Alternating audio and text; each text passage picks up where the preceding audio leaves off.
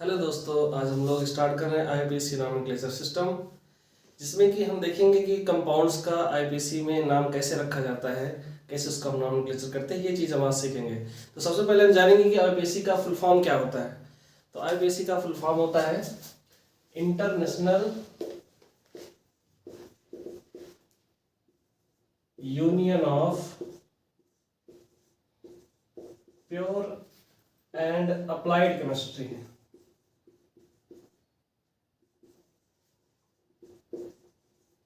ये तो रहा इसका फुल फॉर्म। हम जानेंगे कि आखिर ये आईपीसी नॉमेनक्लेचर सिस्टम आया क्यों, इसकी क्या जरूरत पड़ी। कंपाउंड के नाम तो हम ऐसे रख सकते हैं, जैसे बेंजीन है, जैसे एसीटोन होता है, तो हम ऐसे नॉर्मल भी नाम रख सकते थे।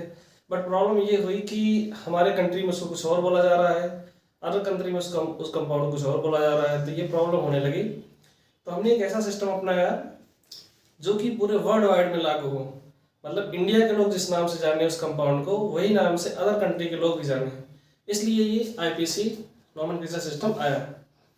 तो अगर इसको हम डिफाइन करें तो क्या होगा। तो IPC nomenclature system is a systematic way of it is a systematic way of naming organic compounds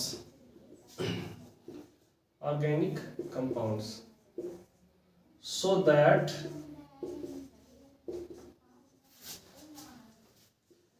each molecules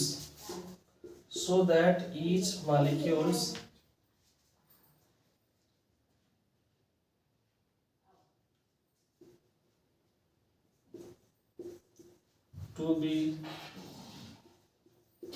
understood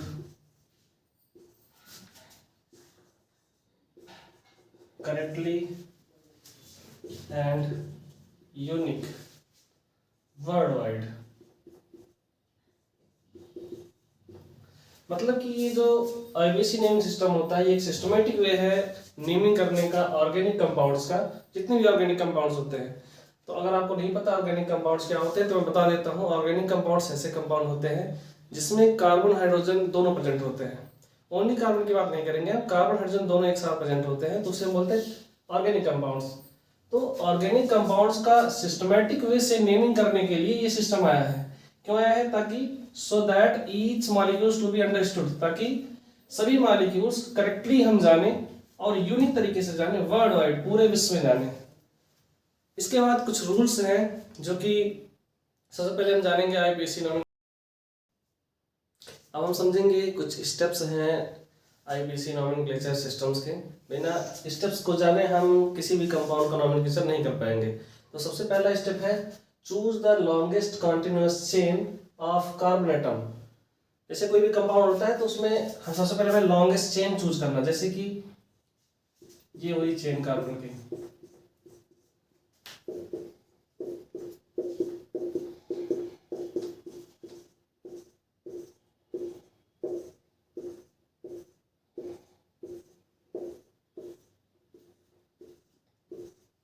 कभी कभी होता है इसमें सब्स्टिट्यूएंट जुड़े रहते हैं इस तरह से।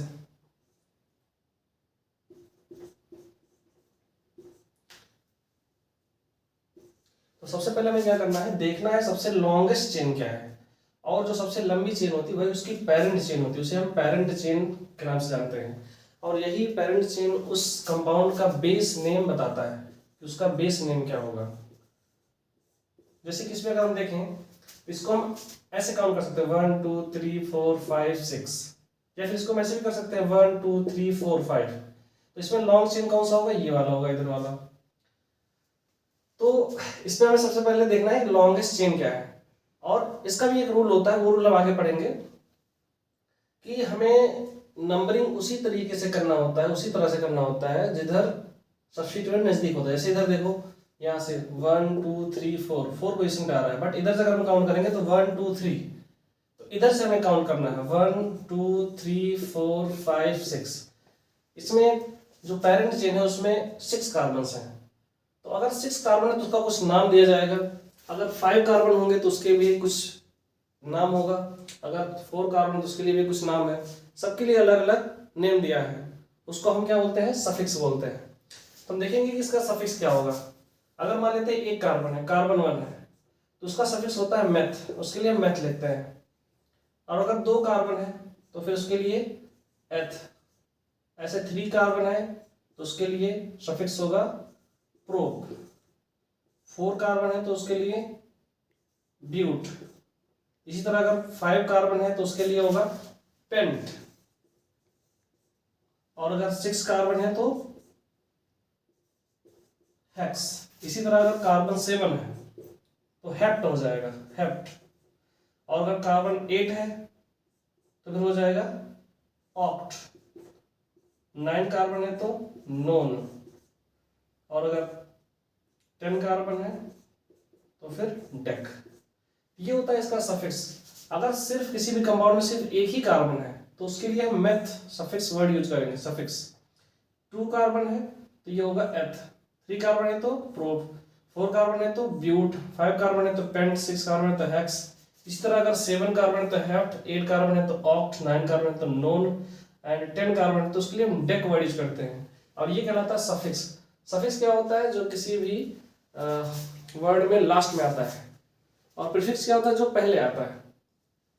तो हमें ये चीज सबसे पहले डिसाइड करना है इसमें कि इसका सफिक्स क्या होगा। और वो हम देखेंगे कि इसका लॉन्गेस्ट चेन कितना है कार्बन का, उसी से पता चल जाएगा हमको कि इसका सफिक्स क्या होगा। अगर 1 कार्बन है तो मेथ, 7 कार्बन है तो हेप्ट, इसी तरह अगर 4 कार्बन तो ब्यूट।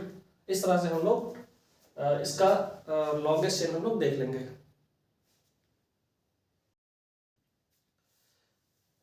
नेक्स्ट हम देखेंगे सेकंड स्टेप है नंबरिंग ऑफ कार्बन चेन।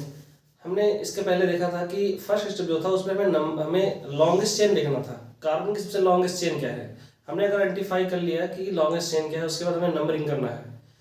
तो नंबरिंग हमें कैसे करेंगे, तो हमें देखना है कि higher priority group, function group किधर है। जिस साइड कंपाउंड में हायर प्रायोरिटी वाला फंक्शन ग्रुप होगा उधर से हम लोग काउंटिंग स्टार्ट करेंगे। अगर मान लो फंक्शन ग्रुप नहीं है तो फिर क्या देखेंगे, डबल बॉन्ड या ट्रिपल बॉन्ड किधर से नजदीक पड़ रहा है। जैसे कार्बन की लंबी चेन है इस तरह से, ठीक है। लास्ट मान लो यहाँ पे COH है ऐसे।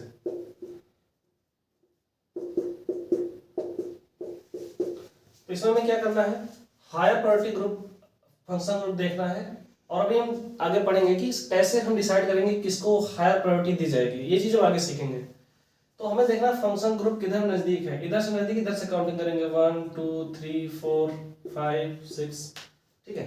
अगर मान लो ये नहीं है और मान लो अगर है भी, इसके बाद हम देखेंगे डबल बॉन्ड और ट्रिपल बॉन्ड किधर नजदीक पड़ रहा है, ठीक है। इधर यहाँ हमने डबल बॉन्ड लगा दिया। अगर फंक्शन ग्रुप भी है और डबल बॉन्ड भी है या ट्रिपल बॉन्ड भी है, तब भी हम उधर से काउंटिंग करेंगे जिधर से फंक्शन ग्रुप नजदीक होगा।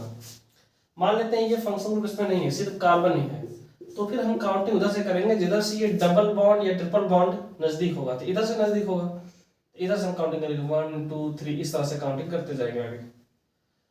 मान लेते हैं कि इसमें डबल बॉन्ड भी नहीं है किसी कंपाउंड में या फंक्शन ग्रुप भी नहीं है, तो फिर हम क्या करेंगे, उसमें देखेंगे सब्स्टिट्यूएंट कोई तो नहीं जुड़ा है। मान लेते हैं पूरा एल्केन है, ये हर जगह सिंगल सिंगल बॉन्ड है, और यहाँ पे कहीं जुड़ा है कोई भी सब्स्टिट्यूएंट, मान लेते हैं CH3 जुड़ा है, ठीक है। तो हम क्या करेंगे, इसमें हम देखेंगे कि किधर सब्स्टिट्यूएंट नजदीक आ रहा है। सब्स्टिट्यूएंट मतलब हाइड्रोजन को रिप्लेस करने वाला कोई अदर ग्रुप। जैसे यहाँ पे हाइड्रोजन था पहले, हाइड्रोजन हट गया यहाँ से, यहाँ पे क्या आ गया, CH3 आ गया। तो ये CH3 क्या है, सब्स्टिट्यूएंट है। CH3 नहीं हो सकता, इसके अलावा ब्रोमीन भी हो सकता है, क्लोरो ग्रुप भी हो सकता है, हाइड्रोक्सी ग्रुप भी हो सकता है, कोई भी हो सकता है यहाँ पे।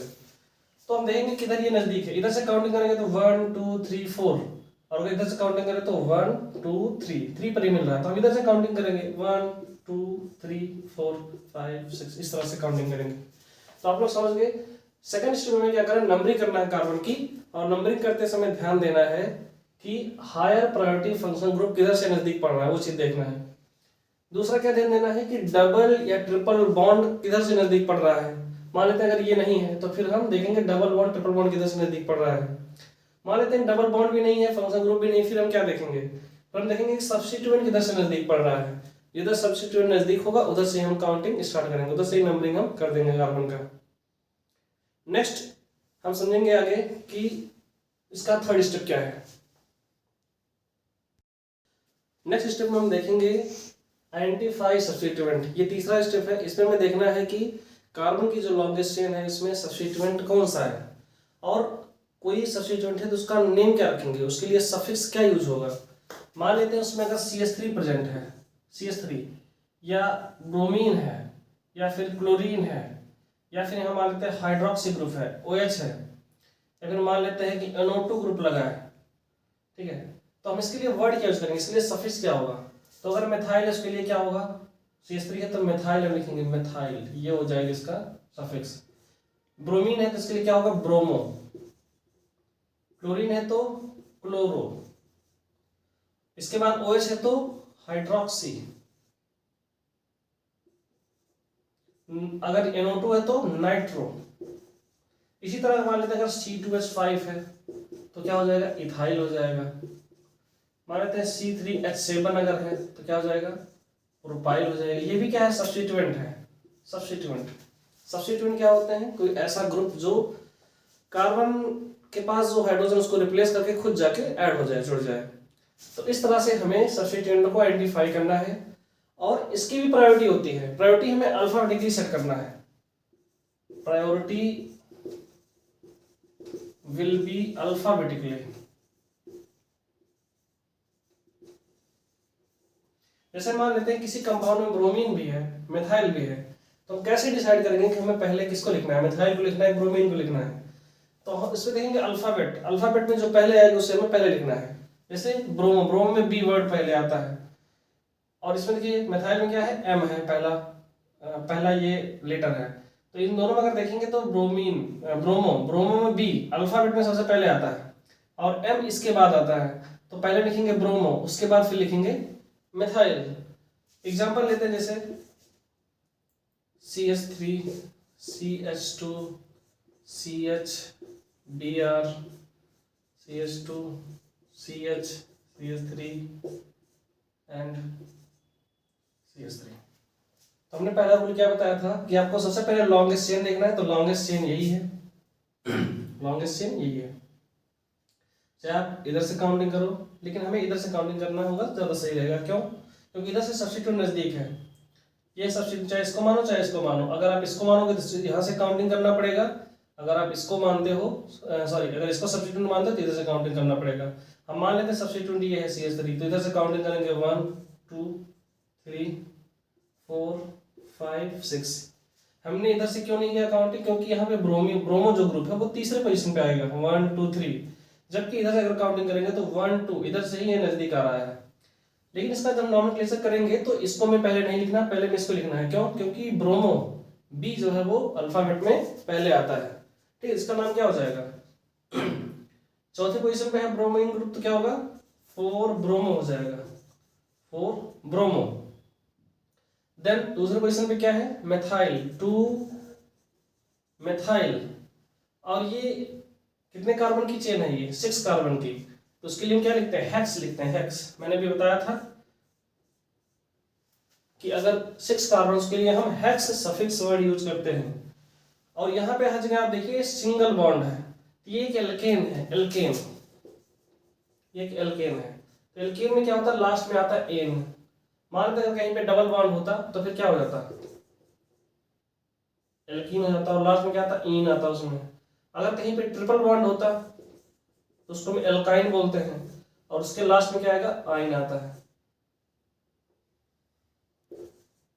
इस तरह से यहाँ पे ये एल्केन है, क्योंकि हर जगह क्या है? सिंगल बॉन्ड है। तो यहाँ पे लास्ट में लिख देंगे एन। इसका पूरा नाम क्या हो गया? 4 ब्रोमो 2 मेथाइल हेक्सेन। अब हम सीखेंगे कि कैसे फंक्शनल ग्रुप्स के प्रायोरिटी को डिसाइड करेंगे। अगर मान लेते हैं किसी कंपाउंड में ढेर सारे फंक्शन ग्रुप आ गए, एक से ज्यादा आ गए, तो उसमें हम कैसे डिसाइड करेंगे कि किसको प्रायोरिटी होगी? कंपाउंड में प्रीफिक्स क्या होगा? तो ये प्रायोरिटी ऑर्डर है। सबसे पहले देखें कंपाउंड में अगर COH है, मतलब कार्बोक्सिलिक ग्रुप है, तो उसको हम फर्स्ट प्रायोरिटी देंगे। उसके बाद किसको प्रायोरिटी मिलेगा? एस्टर को, मतलब COOR, उसमें उसको प्रायोरिटी मिलेगा। और लास्ट में आता OH। ये इधर जो लिखा है ये होता है सफिक्स। सफिक्स मतलब जो लास्ट में हम लिखते हैं किसी भी कंपाउंड में। तो अगर किसी भी कंपाउंड में लास्ट में COOH है, या फिर लास्ट में नहीं कहीं भी मौजूद है COH, तो प्रायोरिटी हमें उसी को देना है। और जब कंपाउंड को हम नेमिंग करेंगे आईपीसी नेमिंग, तो उसमें लास्ट में आएगा ओइक एसिड। इसी तरह अगर COOR है तो फिर हम उसके लास्ट में सफिक्स के रूप में OH लिखेंगे, ठीक है। अगर हमारे दोनों प्रेजेंट है तो प्रायोरिटी हमें इसे देना है, जो इधर सबसे ऊपर लिखा प्रायोरिटी उसी को मिलेगा। इसके बाद एस्टर को मिलेगा। एस्टर के बाद एसिड हैलाइड। एसिड हैलाइड में क्या रहेगा, COX। X पे कोई भी हैलोजन हो सकता है। हैलोजन मतलब क्लोरो भी हो सकता है, फ्लोरीन भी हो सकता है, आयोडीन भी हो सकता है, ब्रोमीन भी हो सकता है। तो ये सभी हैलोजन्स होते हैं इसकी जगह पे।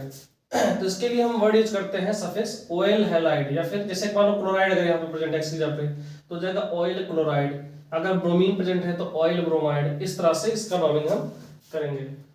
सफिक्स इसी तरह से हम लिखेंगे इसका। इसके बाद नेक्स्ट आता है एमाइड। एमाइड में क्या रहेगा, CONH2। अगर कंपाउंड्स के अंदर CONH2 प्रेजेंट है तो फिर उसके लिए हम सफिक्स वर्ड यूज करते हैं एमाइड। एमाइड का एमाइड ही रहेगा, बस हमें ये पहचाना है CONH2। CONH2 मतलब क्या है, एमाइड। इसके बाद हमें देखना है कि नाइट्राइल ग्रुप है उसमें CN क्या होता है, नाइट्राइल। तो कंपाउंड में लास्ट में लिखेंगे नाइट्राइल, सफिक्स वर्ड रहेगा इसका नाइट्राइल। अगर कंपाउंड में CHO ग्रुप प्रेजेंट है मतलब एल्डिहाइड अगर है तो उसके लिए वर्ड यूज करते हैं हम अल, सफिक्स के रूप में। इसी तरह अगर कीटोन है, CO है, तो फिर उसमें आएगा ओन, लास्ट में आएगा ओन। कीटोन का होता है सफिक्स ओन। उसके बाद एल्कोहल। एल्कोहल अगर प्रेजेंट है तो उसके लिए हम ऑल लिखेंगे, ऑयल, ऑल आता है लास्ट में, जैसे प्रोपेनॉल, इथेनॉल, इस तरह से। फिर देखेंगे अमीन है, उसमें है NH2 ग्रुप प्रेजेंट है तो उसके लिखेंगे हम अमीन, उसके लिए सफिक्स होगा अमीन, ठीक है। इसके बाद भी और चीजें आती है, जैसे अगर उसमें एल्कीन है, एल्कीन अगर उसमें है, एल्कीन मतलब डबल बॉन्ड होगा तो उसके लिए हम लिखेंगे इन। और अगर एल्काइन है मतलब उसमें ट्रिपल बॉन्ड है तो उसके लिए लिखेंगे हम आइन। और अगर कोई भी उसमें फंक्शन ग्रुप नहीं है, हर जगह सिंगल बॉन्ड मतलब वो एल्केन है, तो हम क्या करेंगे, उसके लिखेंगे लास्ट में एन, ये इसका सफिक्स होगा। तो आप समझ गए, ये फंक्शन ग्रुप सारे हैं और ये इसकी प्रायोरिटी ऑर्डर है। सबसे पहला जो सबसे हाई प्रायोरिटी होगा वो मिलेगा कार्बोक्सिलिक ग्रुप को। इन सब में अगर कार्बोक्सिलिक ग्रुप है और कोई अदर है तो सबसे फर्स्ट प्रायोरिटी मिलेगा COH को, इसी के नाम से वो कंपाउंड जाना जाएगा। मान लेते हैं कि किसी कंपाउंड में CHO ग्रुप प्रेजेंट है, CHO है और उसमें OH है, तो इसमें हमें प्रायोरिटी किसको देना है, इसको देना है, एल्डिहाइड को, मतलब CHO को देना है। मान लेते हैं किसी कंपाउंड में COOH है और उसमें दिया है CH3, तो प्रायोरिटी हमें COH को मिलेगी क्योंकि ये हायर प्रायोरिटी वाला ग्रुप है। इसी तरह अगर मान लेते हैं किसी कंपाउंड में OH दिया है और नाइट्राइल CN दिया है तो इसमें प्रायोरिटी मिलेगा नाइट्राइल को क्योंकि ये हायर प्रायोरिटी वाला है। जो ऊपर वाले हैं, ऊपर हायर प्रायोरिटी वाले और नीचे वाले लोअर प्रायोरिटी वाले ग्रुप हैं, ठीक है। अब ये बात आती है, मान लो एक कंपाउंड को हमने सफिक्स दे दिया, जैसे COH है, इसको हमने सफिक्स दे दिया ओइक एसिड। नेक्स्ट जो आएगा उसको हम किस नाम से जानेंगे, नेक्स्ट फंक्शन ग्रुप को, तो उसको हम एज ए प्रीफिक्स के रूप में यूज करेंगे। जैसे कि यहाँ पे अगर OH है, मान लो किसी कंपाउंड में OH है और उसमें क्या है COOH है, तो COH को हमने प्रायोरिटी दे दिया, ये जाना जाएगा ओइक एसिड के नाम से, ठीक है। बट OH का हम क्या करेंगे, तो इसको हम प्रीफिक्स के रूप में यूज करेंगे, मतलब OH को हम हाइड्रोक्सी लिखेंगे, हाइड्रोक्सी के रूप में, और इसको लिखेंगे ओइक एसिड, मतलब सफिक्स के रूप में इसको हम लिखेंगे, ठीक है। तो ये रहा प्रायोरिटी ऑर्डर फंक्शनल ग्रुप्स का। इसी हिसाब से हम कंपाउंड्स की नेमिंग करेंगे। नेक्स्ट वीडियो में हम देखेंगे कि डिफरेंट कंपाउंड्स होंगे और उसका हम नॉमेनक्लेचर करने की कोशिश करेंगे। अब हम देखेंगे कुछ एग्जांपल्स, उससे समझेंगे कि कैसे हम कंपाउंड्स का नॉमेनक्लेचर करते हैं। तो सबसे हम एक कार्बन से स्टार्ट करते हैं, जैसे ये एक कार्बन है और इसके साथ हम क्या करेंगे, इसकी वैलेंसी मेंटेन करने के लिए इसमें हम हाइड्रोजन लगा देंगे ऐसे। इसका नाम क्या होगा, मैंने बताया था अगर एक कार्बन है तो उसके लिए जो वर्ड होता है प्रीफिक्स वो होता है मेथ। और इसमें हमें देखना है कि कहीं भी डबल बॉन्ड नहीं है, हर जगह क्या है, सिंगल बॉन्ड है। सिंगल बॉन्ड से हाइड्रोजन इससे जुड़ा हुआ कार्बन से, तो ये एक एल्केन है। तो एल्केन में जो सफिक्स होता है वो क्या होता है, एन होता है। तो इस तरह से हमको पता चल गया कंपाउंड क्या है, मेथेन है। हम देखेंगे सेकंड कंपाउंड, इसमें 2 कार्बन हो।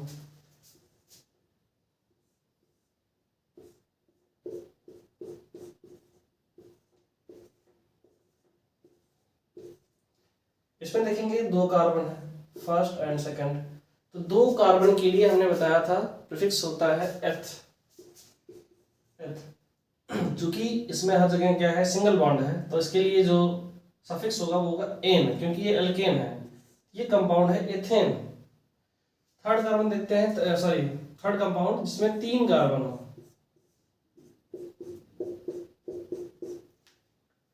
हाइड्रोजन अंडरस्टूड है, इसको हम नहीं बनाएंगे।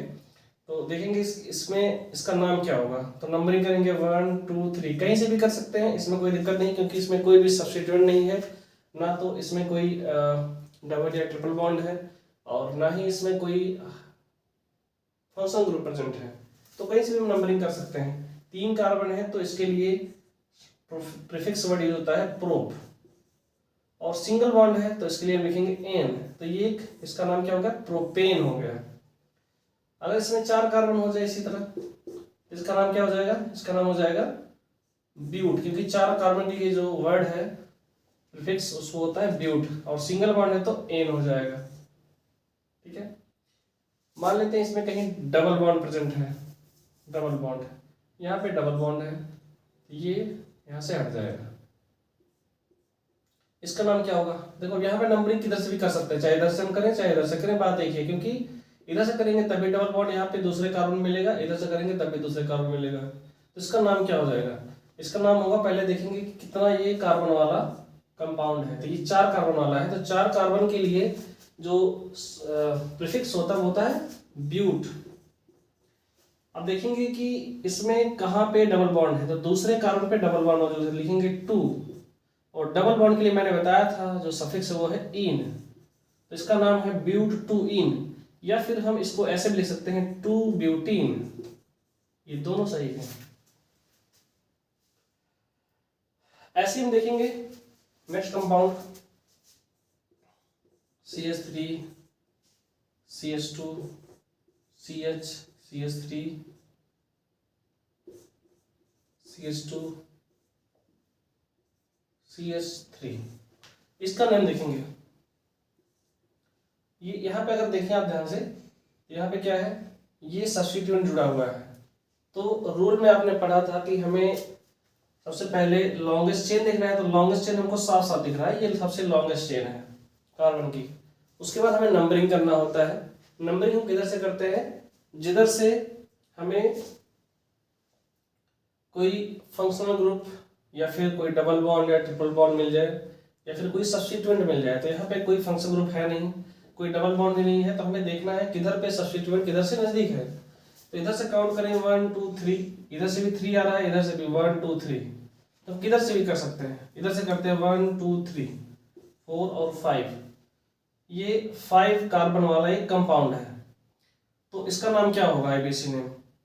यहाँ पे देखेंगे 3 वाले कार्बन पे क्या है, मिथाइल ग्रुप लगा है, तो हम लिखेंगे 3 मिथाइल, 3 मिथाइल, ये सफिक्स के रूप में यहाँ पे रहेगा 3 मिथाइल।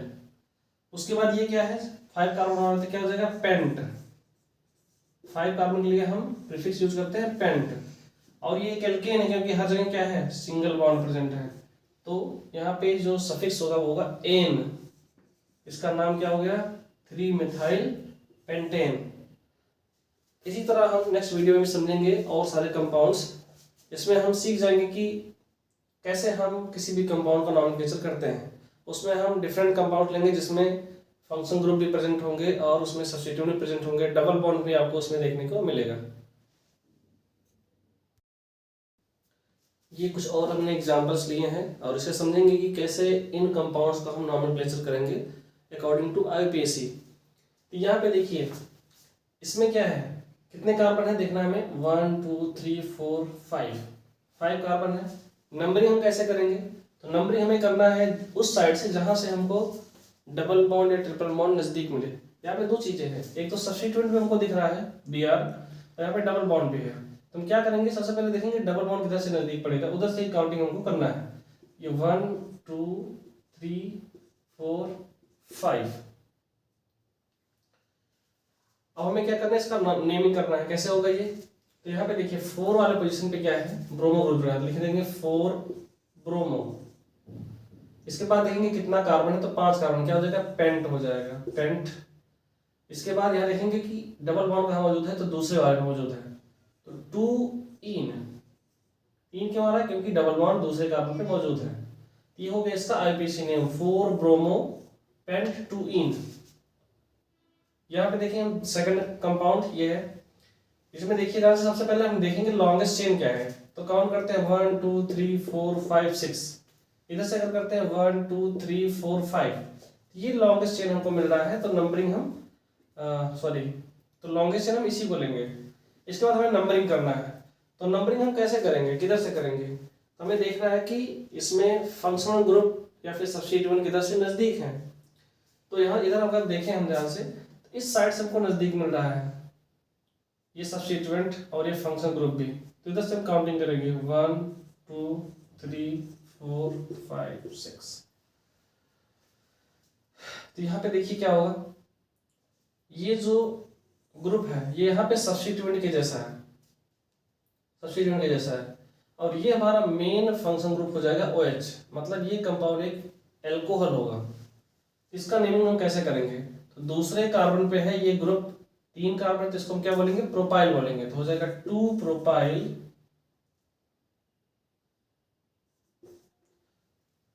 उसके बाद यहाँ पे कितने कार्बन, 6 कार्बन, तो 6 कार्बन के लिए हम सफिक्स यूज करते हैं, प्रीफिक्स यूज करते हैं, हेक्स। उसके बाद देखिए हर जगह क्या है, हर जगह सिंगल बॉन्ड है, तो ये एन हो जाएगा, हेक्सेन। अब देखेंगे OH ग्रुप कहाँ लगा है, तो तीसरे पे लगा है, ये सफिक्स के रूप में आएगा, 3 ऑल, ये इसका नाम हो गया। फिर इसको हम ऐसे भी लिख सकते हैं, और 2 प्रोपाइल 3 हेक्सेनॉल, ये इसका नेम हो जाएगा, आईपीसी नेम इसका हो जाएगा। नेक्स्ट देखेंगे ये तीसरा वाला कंपाउंड, इसमें देखेंगे कितने कार्बन है, 4 कार्बन, 1 2 3 4।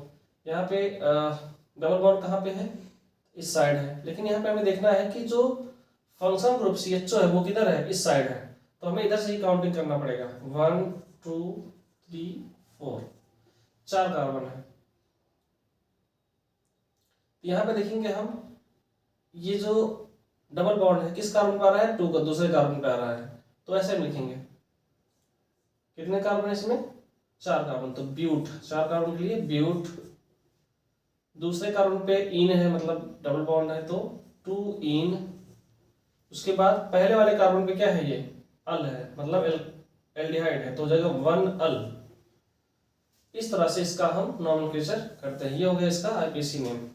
यहाँ पे देखिए इसमें क्या है, 2 सब्स्टिट्यूएंट भी हैं और एक इसमें मेन फंक्शन ग्रुप है। प्रायोरिटी इसी की ज्यादा होगी क्योंकि आपने देखा था रूल में, अगर कार्बोक्सिलिक ग्रुप भी है और हाइड्रोक्सिलिक ग्रुप भी है, अल्कोहल भी है, तो प्रायोरिटी इसको मिलेगी। मतलब काउंटिंग में इधर से ही करना है, 1 2 3 4 5। अब आराम से इसको कर लेंगे। अब देखेंगे सब्स्टिट्यूएंट में किसको हम पहले लिखेंगे, तो जो अल्फाबेट में पहले आएगा उसको हम पहले लिखेंगे। इसको बोलते हैं हाइड्रोक्सी, इसको बोलते हैं क्लोरो, तो ये क्लोरो पहले लिखा जाएगा, 4 क्लोरो 3 हाइड्रोक्सी, और ये है कार्बोक्सिलिक ग्रुप। तो कार्बोक्सिलिक ग्रुप का जो सफिक्स होता है क्या होता है, ओइक एसिड। तो इसमें कितने कार्बन है, टोटल 5 कार्बन, तो हो जाएगा पेंटेन ओइक एसिड, तो शॉर्ट में लिखेंगे पेंटेनोइक एसिड। ये इसका हो गया नॉमेनक्लेचर, आईपीसी नॉमेनक्लेचर। तो इस तरह से आप ढेर सारे कंपाउंड्स का आईपीसी नॉमेनक्लेचर कर सकते हैं। बहुत आसान होगा, आप रूल पढ़िए, रूल के अकॉर्डिंग अगर आप करेंगे तो बहुत आसानी से आप किसी भी कंपाउंड का आईपीसी नॉमेनक्लेचर कर सकते हैं। Okay, thank you.